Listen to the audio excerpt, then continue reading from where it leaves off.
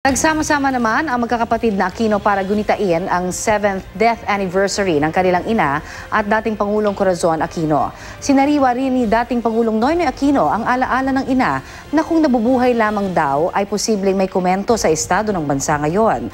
Balitang hatid ni Marisol Abduraman, exclusive. Sa misa, ginunita ng magkakapatid na Aquino ang 7th death anniversary ng kanilang ina na si dating Pangulong Cory Aquino. Bukod sa pag-alala sa yumaong dating Pangulo, sumentro ang paggunita sa pasasalamat at pagbibigay-pugay sa magkakapatid na Aquino, lalo na kay dating Pangulong Noynoy Aquino. For all that he has given us in the past years. Nagpasalamat si Citizen Noy sa lahat ng mga patuloy na sumusuporta at nagmamahal sa kanilang pamilya. Nakaka-touch na 7th year na, naalala pa rin natin ko.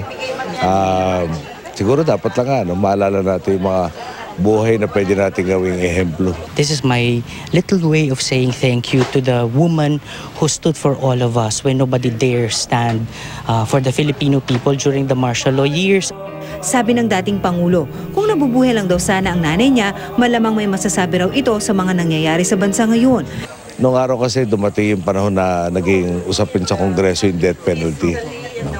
Tapos alam na niyo kung gaano ka-deboto Katoliko siya. Para sabi niya nun, di ba, parang Diyos lang ang pwede. So palagi ko, kung nabubuhay siya, dumag-umpisa yung komentaryo dyan. Nasa kanya para ng palataya.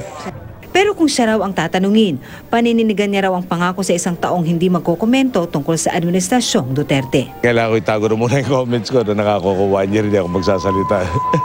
Marisol Abduraman, GMA News.